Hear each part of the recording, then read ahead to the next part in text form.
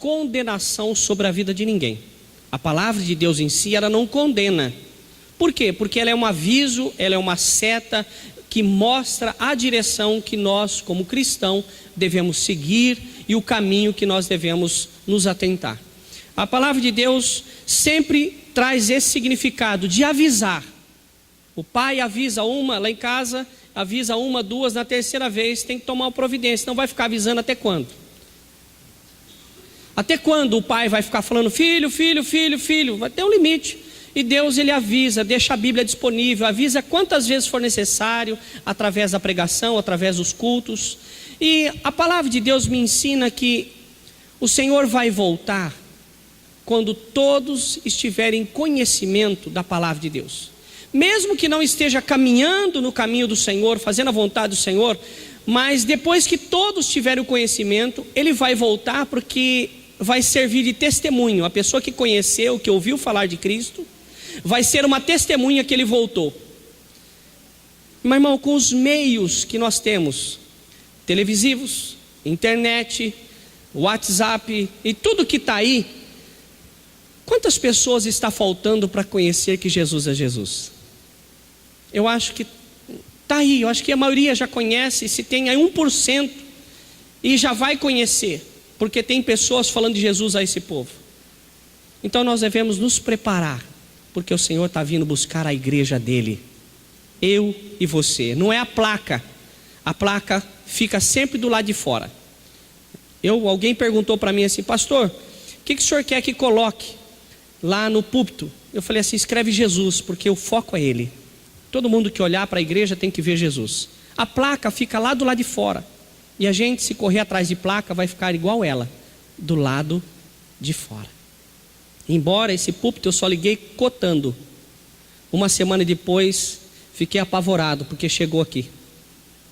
Liguei para lá 2 vezes, minha esposa falou, liga lá, você fez dívida. Eu falei, não fiz dívida. Liguei lá, gravei a conversa no Viva Voz, não tinha dívida nenhuma. Glória a Deus.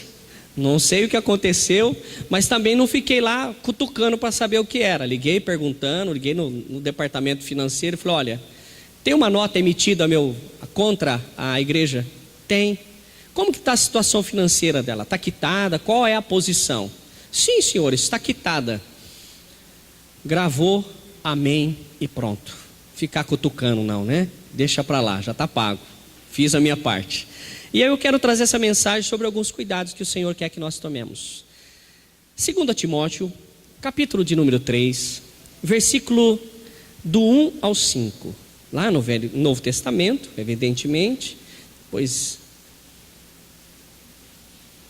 2 Timóteo, 2 Timóteo, capítulo 3, do versículo 1 em diante. 2 Timóteo, capítulo 3, do versículo 1 ao 5. 2 Timóteo, do 1 ao 5. Olha o que está escrito aí, meu irmão. Se atente, acompanhe comigo aí na leitura da palavra. Sabe, porém, isto: nos últimos dias sobrevirão tempos difíceis, pois os homens serão egoístas, avarentos, jactanciosos, arrogantes, blasfemadores, desobedientes aos pais, ingratos, irreverentes, desafeiçoados, implacáveis, caluniadores, sem domínio de si, cruéis, inimigo do bem, traidores, atrevidos, enfatuados, mais amigo dos prazeres que amigo de Deus, tendo forma de piedade, negando-lhe, entretanto, o poder. Foge também destes. Quem deu esse conselho? Esse conselho veio da parte de Deus. Quando identificamos uma pessoa dessa, nós não devemos sentar na roda com ela. Devemos orar, identificar essa pessoa assim, amar essa pessoa assim, mas não se envolver fazendo parte daquilo que ela faz. O aviso da palavra de Deus, ele diz que nos últimos dias sobreviria, aconteceria tempos difíceis. aonde as pessoas teriam esses sentimentos que acabamos de dizer aqui. Existe alguma familiaridade? Está acontecendo isso que eu acabei de ler nos dias que nós estamos vivendo? Quando começa a acontecer essas coisas, o Senhor está dizendo que é os últimos dias. É aviso, é o que está acontecendo para que eu e você, diante desta palavra, viemos tomar uma posição na nossa vida. Às vezes, meu irmão, nós nos encontramos em uma posição de conforto. Eu não tenho falta de nada, eu estou tranquilo. E eu lembro que um dia desse eu sentei na mesa de casa e chamei meu filho Samuel. Fiz assim uma rodinha no meio da folha, puxei um tracinho como se fosse uma estrada larga, escrevi no final dessa estrada inferno. Fiz uma outra estrada estreita, só que em vez de descer, subir, e escrevi no topo dessa estradinha, eu escrevi céu. E falei para ele: filho, qual que dá mais trabalho? Qual que demanda mais esforço? Ele falou assim: para subir. Então o que eu ensinei para ele, e compartilho isso com você. Para ir ao inferno, para ir para o inferno, basta não se fazer nada. Não se demanda esforço, o caminho é largo, você pode ir de qualquer jeito, com quem você quiser. Mas no céu é um lugar que o caminho é estreito, porque a pessoa deve passar sozinha. Tem que ser uma escolha dela. O caminho é estreito porque nós não vamos levar nada deste lugar. Só que para entrar no céu nós precisamos de uma boa companhia. E a única companhia que vai abrir a porta para eu e você entrar no céu é Jesus. Meu irmão, você pode fazer o que quiser nessa terra. Um dia me perguntaram: pastor, tem algum problema beber? Eu falei: eu posso beber? A pessoa me perguntou, eu falei: pode. Eu posso fumar? Pode. Eu posso adulterar? Pode. Eu posso roubar? Pode. Ué, o que eu não posso? Entrar no céu. Porque tudo isso nos tira da presença de Deus. Às vezes, meu irmão, nós olhamos para alguma situação e achamos que somente a pessoa que matou alguém que é visto como pecado. Para Deus não existe pecado, pecadinho e pecadão. Existe simplesmente o pecado. A palavra pecado, ela pode ser entendida, só para facilitar para você, errar o alvo. Quando introduz a palavra pecado, aquela pessoa que pecou, ela errou o alvo. E errar o alvo, eu posso errar por muito e posso também errar por pouco. Mas de qualquer maneira, houve o erro. Então eu tenho que me atentar a isso, porque quem vai me levar para o céu são as minhas escolhas. É aquilo que eu escolho que vai fazer eu entrar ou não entrar no céu. Quando ele disse que estava acontecendo tudo isso, ele não disse que nós estamos nesse meio, mas está nos avisando para não fazer parte deste meio que está sendo ministrado, que está sendo dito. E aí nós temos que pegar a nossa vida e nos colocar diante do espelho e avaliar como que está a nossa situação. Quando antes de um viaduto ser inaugurado, eles colocam caminhões e mais caminhões andando sobre esse viaduto, da própria empresa que construiu, porque se cair quebra o caminhão, o veículo deles. Coloca carregado de pedra, de terra e passa sobre esse viaduto de várias maneiras, de várias formas, parando, andando, brecando. Para quê? Para ver a resistência. Nós devemos pegar a nossa vida e fazer uma análise. A quanto nós estamos resistindo às coisas que desagradam a Deus? É o Deus que tem que fazer isso? É o pastor que tem que fazer isso? Não. O pastor, ele prega a mensagem, ele semeia, ele rega ali corrigindo, ele norteia, sabe, regando, arrancando os matinhos, corrigindo, fazendo isso, fazendo aquilo. Mas a decisão é da pessoa. Eu lembro uma vez que Jesus comissionou 70, escolheu 70 e mandou de 2 em 2. E Jesus avisou assim: olha, quando você entrar na casa e for bem recebido, fique lá, faça tudo o que tem que fazer. Mas se você entrar numa casa e aquela pessoa não te receber, saia, bata o pó e siga em frente. Eu vejo com isso que é o dono da casa, é a pessoa que tem que receber aquilo que vem da parte de Deus, porque Deus não impõe, Deus não força.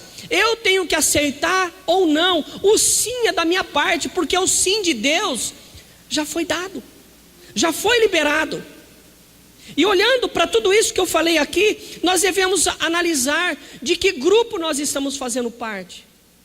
Se nós estamos fazendo, se alguma coisa disso aqui fez com que eu me identificasse, então eu preciso mudar alguma coisa na minha vida.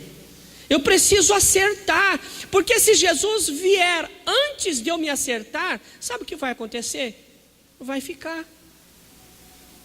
E aí um dia eu perguntei assim: quem quer ver o povo de Deus indo para o céu, levanta a mão. Eu fiz essa pergunta. Uns 4 ou 5 levantaram a mão. Eu falei: então se você levantou a mão, é porque você está vendo o povo de Deus indo para o céu. Você não foi. E nós temos que lutar para fazer parte deste povo. Outra coisa muito interessante que Deus, Ele fala aqui no finalzinho, Ele fala tendo forma de piedade, o versículo número 5. São aquelas pessoas que estão na igreja, faz parte de uma placa de igreja, mas ela vive de aparências. Vai na igreja, eu lembro, meu irmão, quando eu fazia parte da diretoria de uma casa de recuperação, as pessoas, o viciado, o drogado, o dependente químico, ele buscava uma internação somente para esconder da polícia, para não ser preso. Só que na casa de recuperação, nós puxávamos todo o antecedente criminal. E a gente avisava na entrevista: olha, se você tiver alguma coisa devendo para a justiça, e nós identificarmos, você não falar, a hora que você menos espera, a polícia vai vir te buscar aqui. Porque senão seríamos cúmplices com ele, escondendo ele lá. E aconteceu. Tivemos que chamar a polícia para a polícia ir lá buscar a pessoa que estava lá. Ele não estava indo se tratar, ele estava se escondendo. E nós não podemos nos esconder, sabe, como Adão e Eva se escondeu atrás daquilo que Deus aprovava. Eles não esconderam-se atrás da árvore do bem e do mal, árvore do pecado, mas eles esconderam atrás de outras árvores, e árvores que o Senhor aprovava. Às vezes muitos de nós nos escondemos atrás de coisas que Deus aprova. Nos escondemos atrás de uma Bíblia, nos escondemos atrás de um nome: eu sou evangélico, eu sou cristão. Mas Deus sabe quem de fato nós somos.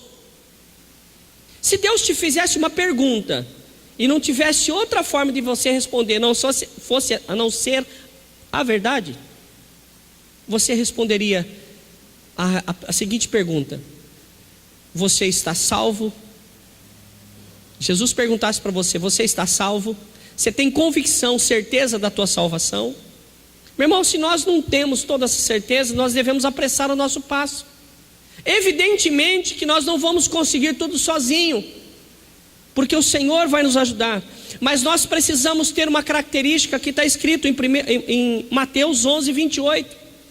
A palavra que está escrita em Mateus 11, 28 diz que nós temos que atender um chamado: vinde a mim todos que estáis cansados.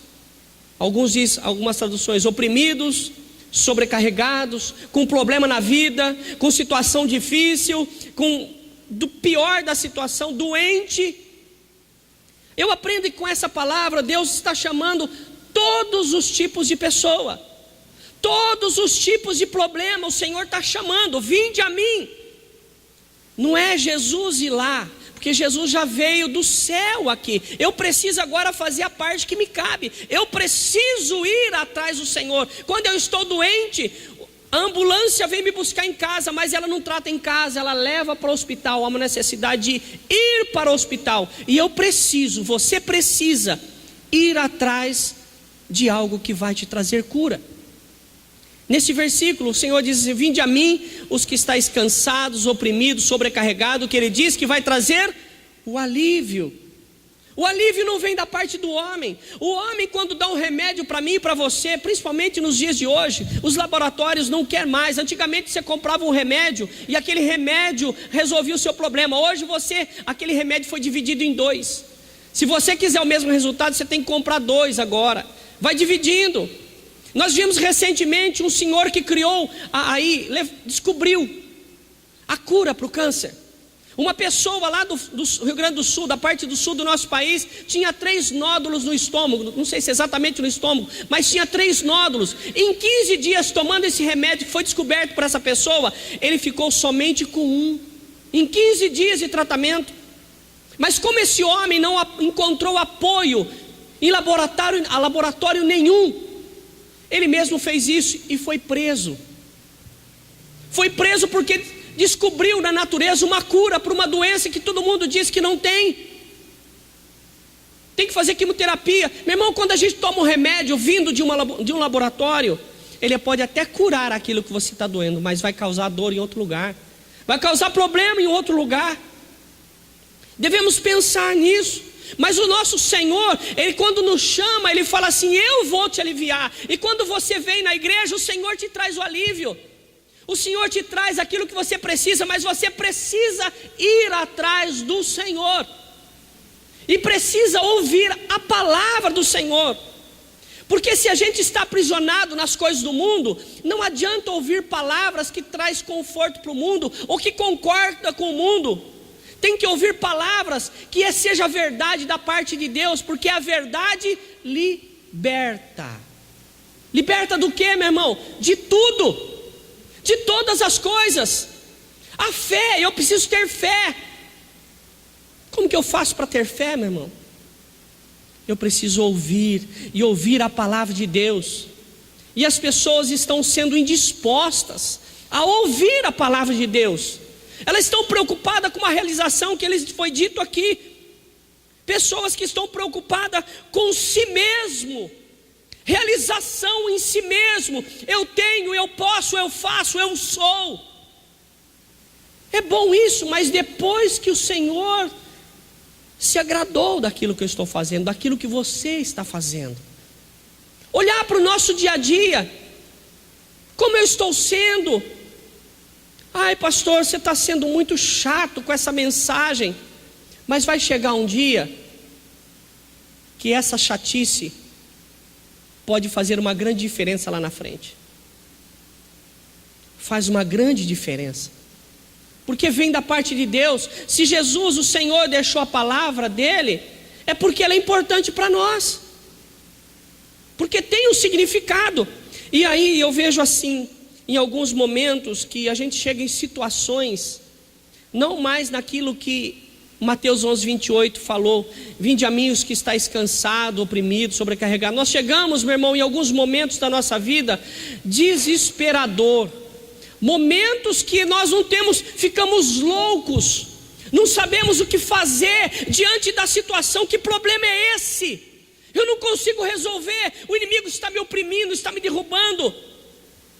Aí eu quero que você abra em 1 João capítulo 2. Nós estávamos em Timóteo, anda um pouquinho mais, antes de Apocalipse, né? 1 João capítulo 2, versículo 1 e 2. 1 João capítulo 2, versículo 1 e 2. Eu começo a observar na palavra do Senhor, que Ele fala aqui, onde nós temos em Timóteo, que existe todo o problema, e o Senhor fala assim: foge dessas pessoas. Aí vem no Mateus 11, 28, ele fala assim: venha a mim, todos aqueles que estão cansados, todos aqueles que têm um problema, venha do jeito que você está, porque eu vou te trazer ali, vou te trazer o socorro. Mas tem coisas que a gente não consegue, sabe, se expressar. A angústia, a dor, o sofrimento é tão grande que você deve perguntar: o que eu faço? Não tem quem me defenda. Aí vem aqui 1 João capítulo 2, versículo 1 e 2. Olha o que está escrito aí: filhinhos meus, essas coisas vos escrevo para que não pequeis.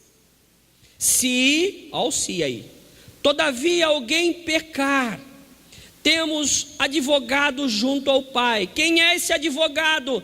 Jesus Cristo, o justo. A palavra está dizendo, meu irmão, que nós vamos escorregar, nós vamos ter problema, não premeditado, mas acidentes. O pecado na nossa vida tem que ser acidente, na vida do crente o pecado tem que ser acidente, até rima. Mas se a pessoa se acidenta muito, ele é descuidado, aí pode vir a morte. E a morte física não é a pior morte, gente. A pior morte é a morte espiritual. Imagina uma cena. O Senhor veio, julgou a terra e falou assim: olha, o teu pecado, falando para alguém, o teu pecado te condena ao inferno. Essa pessoa, quando ela chega no inferno, a dor maior não é de ser queimado vivo e não consumir. Um dia eu estava explicando para o Samuel, quando eu falei do inferno para ele, eu falei assim: filho, ele estava brincando que acabou a luz em casa, e nós acendemos uma luzinha lá, uma vela lá, para poder ter iluminação, que é só para isso que a vela serve para mim. E aí começamos a passar o dedo, ele começou a passar o dedo assim, eu falei assim: o que aconteceria se você parasse o dedo sobre a chama? Rapaz, ia queimar. Eu falei: é justamente isso que acontece no inferno, só que queima e nem vermelho fica, mas a dor é terrível. É uma queimadura que não fica vermelho, não queima, mas esse fogo fala da dor que o fogo traz. O inferno, você vê tudo cheio de fogo, mas não consome, mas a dor da queimadura é que está o todo tempo. Se caiu de moto, queimou a pele arrastando no asfalto, não foi? Você até riu a hora que isso aí levantou, né? Ai, que delícia, queimou aqui. Será que é assim que acontece? Não é. Tem situações na nossa vida que nós precisamos recorrer ao Senhor, para que não venha acontecer esse pior. E quando ele fala assim: filhinhos meus, não pequeis, mas se, olha o se aí, o se salva a gente de tantas coisas. Se eu não tivesse feito, ou se eu tivesse feito, o se está em um monte de lugar. Ele diz que o se é algo à parte. Caso acontecer, Jesus é advogado, Jesus vai defender a nossa causa. Meu irmão, eu tenho causa na justiça, a minha mãe tem causa na justiça, e a gente conta toda a verdade para o advogado defender a minha causa. Eu preciso chegar para o advogado e falar: ó, a minha situação é essa, contar com detalhe. O que ele vai fazer baseado no conhecimento que ele tem da lei. Quando eu tenho um problema, eu tenho que chegar ao Senhor e contar para Ele toda a verdade. Eu tenho que contar para Jesus toda a verdade, para que Ele possa me defender. Ah, mas Jesus sabe. Meu irmão, eu quero dizer algo para você. Eu citei isso em outros cultos e vou repetir aqui. Jesus, quando chegou para aquele cego de Jericó e perguntou para ele o que ele queria, não é porque Jesus não sabia da necessidade dele, mas queria ver no homem, queria ver na pessoa a dependência dele do Senhor. Nós temos que pedir a Deus mostrando dependência. A palavra de Deus diz assim: todo aquele que bate, a porta abre. Aquele que procura, encontra. Há uma necessidade de eu fazer a minha parte, mesmo que aquilo que eu vou fazer ou vou pedir seja uma coisa óbvia. Há essa necessidade, nós precisamos pensar nisso. E ele continua dizendo no versículo 2: e ele, que no caso Jesus Cristo, é a propiciação pelos nossos pecados, não somente pelos nossos próprios, mas ainda pelo mundo inteiro. Nós não somos as únicas pessoas privilegiadas. Algum momento a gente acha que Jesus só morreu por mim porque eu estou na igreja. Não, o Senhor morreu por todos que querem. O Senhor Jesus, Ele veio para o judeu. O judeu não o aceitou, Jesus Cristo. Não aceitou Ele. Agora Ele pertence a todos aqueles que o aceitam. Se você aceitou Jesus, você passou a ser um com o objetivo, o plano que Ele tinha para o judeu. Judeu não aceitou, mas eu e você aceitamos. Então Ele passou a ser nosso Salvador. Ele passou a ser nosso direcionador naquilo que nós vamos fazer, nosso advogado. É Ele que vai nos defender. E você sabe por que Jesus tem condições de nos defender? Porque Ele veio aqui na terra, foi acusado, Ele foi perseguido. Tudo aquilo que eu e você passamos na vida, Jesus também passou. Agora você imagina Jesus 40 dias no deserto, jejuando, foi conduzido para lá pelo Espírito Santo, e no final dos 40 dias, Deus em jejum, aparece o diabo para tentar. Meu irmão, todos nós vamos ser tentados. Quem não é tentado, meu irmão? A face da terra não existe um justo sequer. A Bíblia diz que não existe pessoa justa, mas existe pessoas que é justificada pelo Senhor. Quando aparecer aquela imagem que você está andando na internet, navegando na internet lá, aparecer aquela imagem, e aquela imagem chamar a atenção, passe para a próxima. Quando você estiver zapeando lá o seu canal de TV, e você vê alguma coisa que desagrada a Deus, não volta não, vai para frente, pula aquele canal.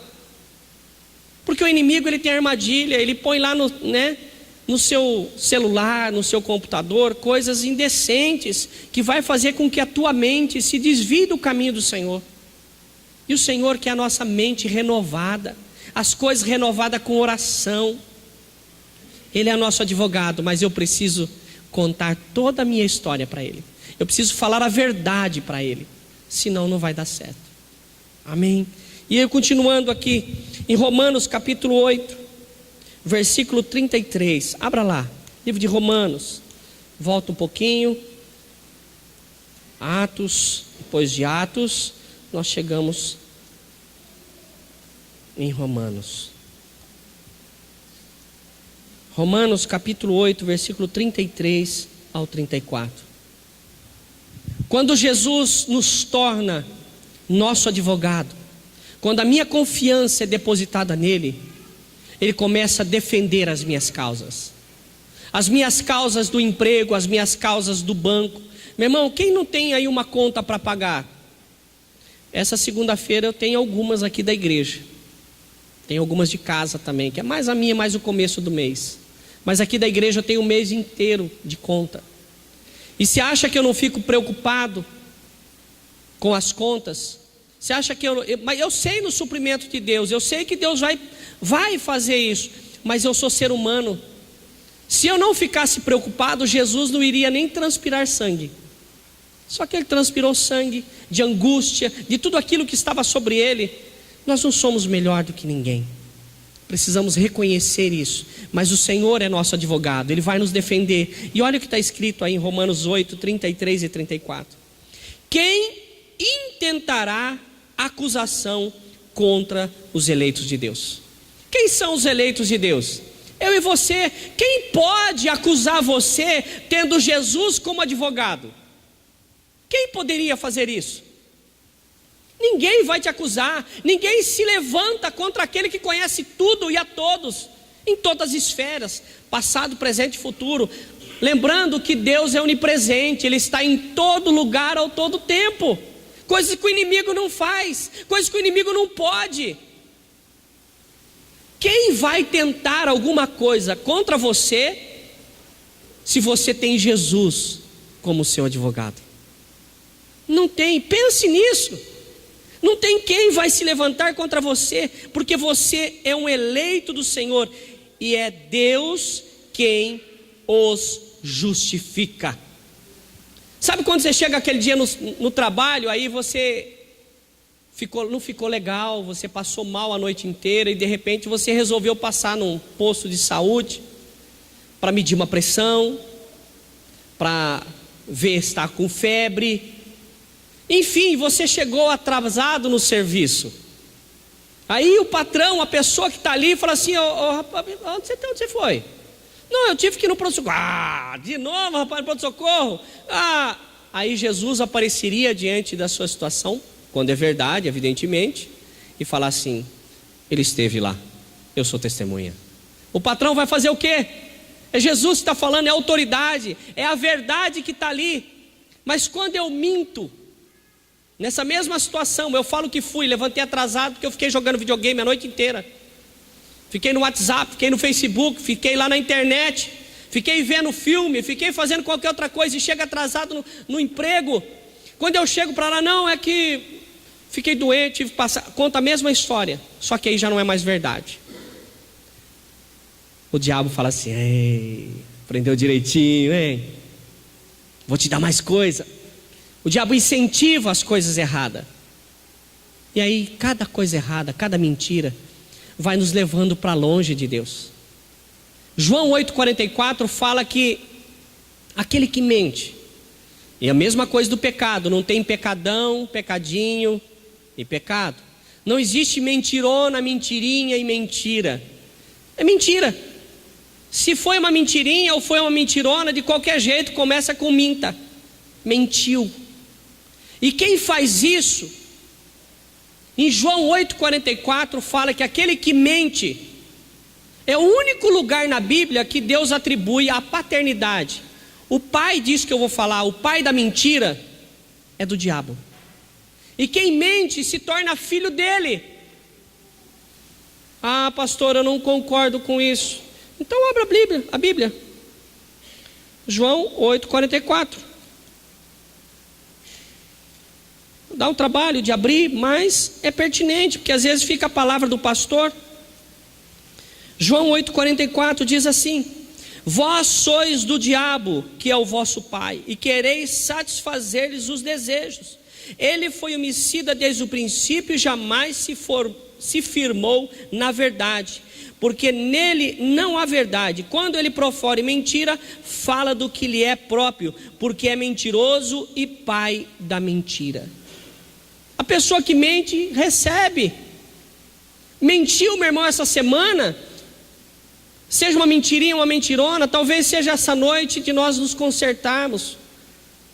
Eu não sei a causa que te levou a mentir, mas essa causa, Jesus pode entrar em tua defesa.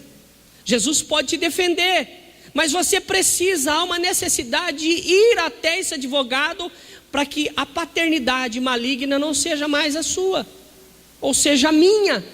Nós devemos tomar cuidado com isso. João 8,33, nós estávamos em Romanos 8, nós estávamos lá em Romanos 8,33, só terminando lá, o versículo 34, quem condenará? Quem vai condenar quando você tem advogado como Jesus? É Cristo Jesus quem morreu, ou antes, quem ressuscitou, o qual está à direita de Deus, e também intercede por nós. Jesus, ele intercede pela minha vida. Sabe aquele emprego que de repente você vai procurar e você fala assim: ô fulano, você trabalha aí, meu? Dá uma dica, me indica aí, intercede por mim para que eu possa ser contratado. Na vida do crente, na vida do cristão, na vida do convertido. Convertido é aquele que mudou de caminho. Jesus faz isso por você.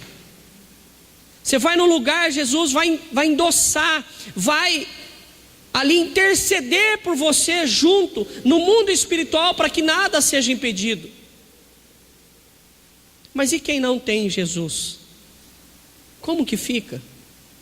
Eu não quero me preocupar com isso, porque eu tenho que me preocupar com o que é bom. O ruim eu deixo para o inimigo. Eu quero trazer isso para que você venha perceber que por mais que o mundo é cercado por esses problemas que acabamos de dizer, por mais que o mundo jaz no maligno, lembre-se, o Senhor te chama: vinde a mim todos que estáis cansados, oprimidos, sobrecarregados, que Ele vai trazer o alívio. O Senhor, Ele se interessa, Ele quer ser o nosso advogado, Ele quer defender a tua causa em todas as esferas, seja física, material, espiritual. O Senhor quer ser o nosso advogado. Precisamos fazer isso com Ele. E quando chega em Romanos, que nós acabamos de ler, o Senhor fala assim que ninguém vai tentar contra a tua vida, porque é Ele que te defende, é Ele que intercede em favor da tua vida. Meu irmão, eu te pergunto, baseado em tudo isso aqui, vale a pena estar servindo ao Senhor ou não? Alguém me diz, talvez esteja aqui, porque Deus me lembrou agora, alguém pode estar pensando nesse exato momento: e se a Bíblia não for verdade? A Bíblia, ela é verdade, porque todas as histórias delas, arqueologicamente, a Bíblia foi escrita E depois as pessoas que leram a Bíblia foram procurar lá onde ela diz que tinha as coisas, onde tinha isso ou tinha aquilo, foram lá procurar para saber se era verdade. E tudo que eles procuraram para fazer com que a Bíblia se tornasse uma fábula, uma mentira, eles encontraram a verdade. O cientista, agora em 87, uma americana, ela levantou pessoas dos 4 cantos da terra e fez uma pesquisa ali para saber qual era a origem dessas pessoas. Pegou lá um oriental, pegou aqui um paraguaio, pegou lá um canadense, pegou lá um gaúcho, um africano, pegou pessoas dos cantos do mundo. E quando ela foi analisar, isso está na internet, está disponível, é documento. Quando analisou, essas pessoas que foram pesquisadas têm uma única mãe em comum. Aí vai dizer que nós não viemos de origem de Eva. Está provado. Cientificamente, os cientistas já descobriram, também está aí, é documento, que todos aquilo que nós temos em nosso corpo, também tem na terra. Ah, que descoberta que eles fizeram. O homem foi feito do barro, foi feito da terra. É claro que todos os componentes que nós temos no nosso corpo vai ter na terra. Então a ciência está provando a verdade que a Bíblia já diz há muitos e muitos anos. As pessoas estão estudando para descobrir que aquilo que eles estão descobrindo já existe na palavra de Deus. E nós conhecendo tudo isso, meu irmão, vamos continuar com o mesmo tipo de comportamento na nossa vida? Vamos melhorar? Eu convido a você a meditar nisso que nós falamos aqui. Há uma necessidade de fazermos aquilo que deve ser feito. Amém? Deixa eu ver o que veio aqui. Aleluia. Glória a Deus. Eu queria chamar o ministério de louvor aqui um instantinho. Eu queria pedir para você fechar os seus olhos, porque nenhum de nós, não existe super-homem aqui, viu gente?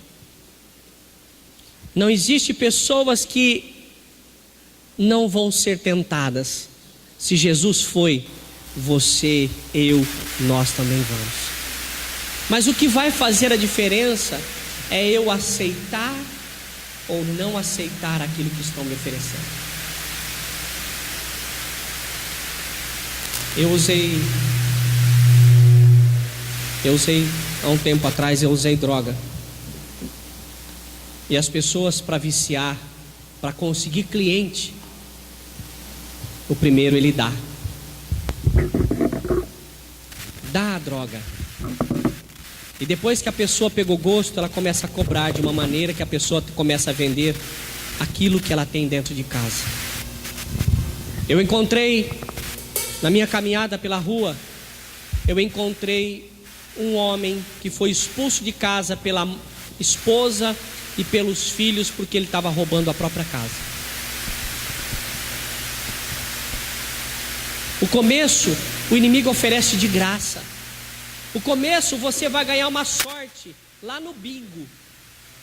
O primeiro bingo você vai ganhar e você vai se empolgar. E nós sabemos quantas pessoas não perderam tudo em jogos. Mas o primeiro ganhou. O primeiro eu venci. O inimigo faz isso. Ele faz a gente pegar gosto pelas coisas e depois começa a cobrar por isso. Talvez você está nessa noite em uma posição que você pode até dizer assim: só um advogado como Jesus para defender a situação que eu estou vivendo. Eu creio que o Espírito Santo falou no teu coração aquilo que você precisa fazer. E eu quero dizer para você que para o inimigo tentar a pessoa, ela não precisa ter cargo na igreja ou não ter cargo na igreja, mas ele tentou até Deus, Jesus. Então eu e você não estamos imunes. E eu quero que desta noite você saia daqui, que por mais que você tenha estado perto dessa situação, Jesus te chama, porque Ele quer te aliviar. Ele quer aliviar a carga da tua casa, da tua família. Meu irmão, quantas pessoas aqui dentro dessa igreja agora está passando por uma luta em seu casamento, está passando por momentos difíceis, situação financeira. O inimigo, meu irmão, ele faz isso porque quer que com palavras nós ofendemos a Deus. Falta de emprego, mas a palavra de Deus também me ensina que o justo não vai mendigar o pão, não vai faltar suprimento para você, porque você está sendo justo, você está sendo justificado pelo Senhor, que é Ele que nos justifica. Ele quer ser o seu advogado, mas para isso, meu irmão, eu tenho que praticar o que está escrito em Mateus 11:28. Eu preciso ir até o Senhor, eu preciso tomar uma iniciativa. Depois disso, ninguém vai tentar contra você, porque o Senhor vai estar contigo. Mas eu preciso tomar uma decisão, eu preciso fazer alguma coisa. É você que o Senhor nessa noite chama. Vinde a mim. Fique de pé.